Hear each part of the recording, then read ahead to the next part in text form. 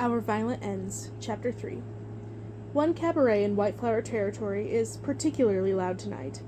Business at the Pad Sol Dunk is usually booming anyway, tables full and ruckus from the antics that the showgirls pull on stage, overspilling with people and alcohol bottles in every combination of the two.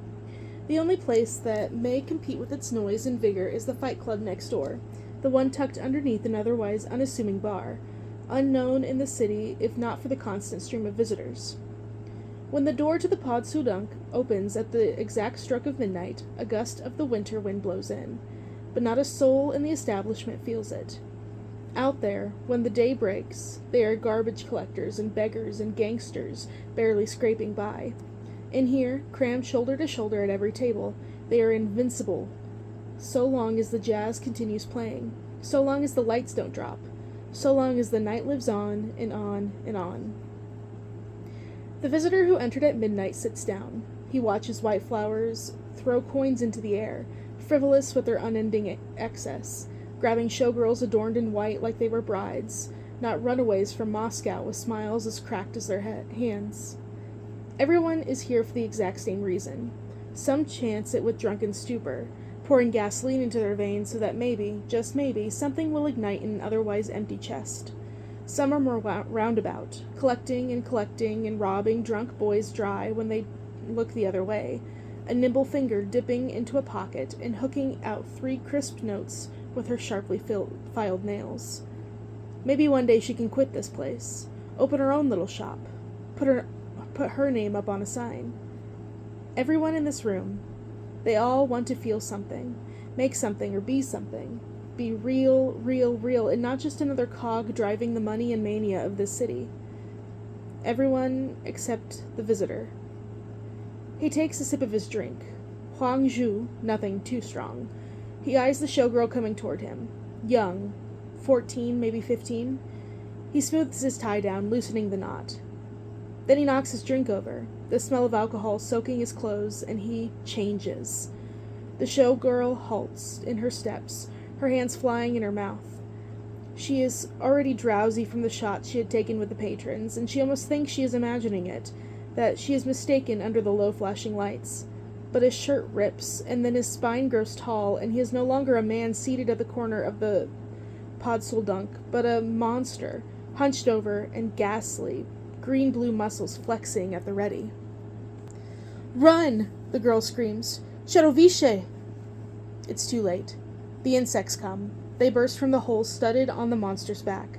Thousands of tiny frantic critters, crawling onto the tables, the floors, over and under one another until they find sweaty skin and screaming mouths, until they burrow into eyes and noses and hair, sinking in deep and finding a nerve.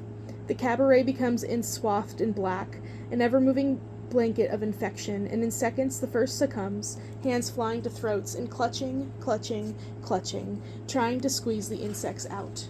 Nails break into skin, skin splits for muscle, muscle parts for bone. As soon as blood spurts from one victim, inner flesh exposed and veins pumping red, the next is already tearing before they have a moment to feel the visceral disgust that comes with being soaked in hot, sticky gore. It takes 1 minute. 1 minute before the cabaret goes still. A battlefield of bodies on the floor, legs overlapped with airy arms. The dancing has stopped. The musicians are unmoving, but a tinny tune continues playing from a gramophone in the corner, pushing on even when not a body stirs any longer. All empty-eyed, staring blankly at the ceiling.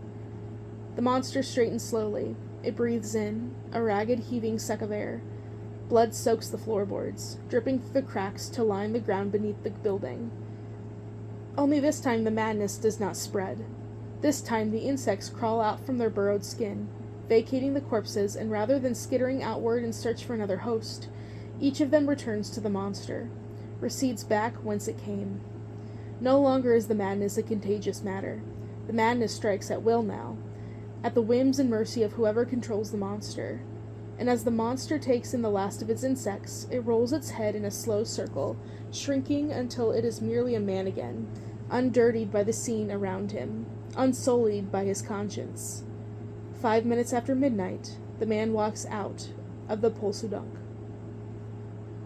The news spreads like wildfire. Whether Scarlet Gang or White Flower, this city holds itself upright by the power of information, and its messengers work frantically, whisper passing whisper, until it reaches the ears of its rival darlings. The Scarlet Heir slams a door closed.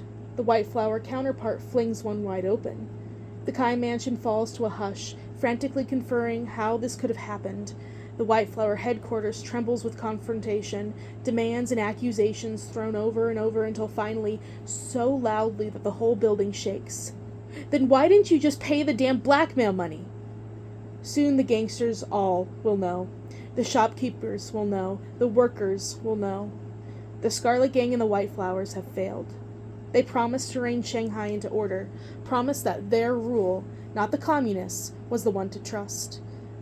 But now havoc is loose once more. A letter has arrived, a messenger gasps, coming to a stop outside Lord Kai's office. Found outside, by the gates, another says elsewhere, entering through the White Flower front door. The letters are received at once, unfolded in tandem. They reveal the same message, typed in ink, the sign-off still bleeding with black, as fresh as spilled blood. Paul Dexter only had one monster. I have 5. Do as I say, or everyone dies. Roma Montagov kicks a chair. God damn it. Juliet Kai finishes with a whisper, far across the city. Paul Dexter had thought himself to be a puppeteering god commanding the city, but he knew nothing. He controlled little save for coincidences and terror. He was the hand gripping a barely controlled mass of chaos. This time the chaos will take shape, grow jaws and sharp teeth, prowl the corners for any opportunity to attack. And it will have this city dance on its strings.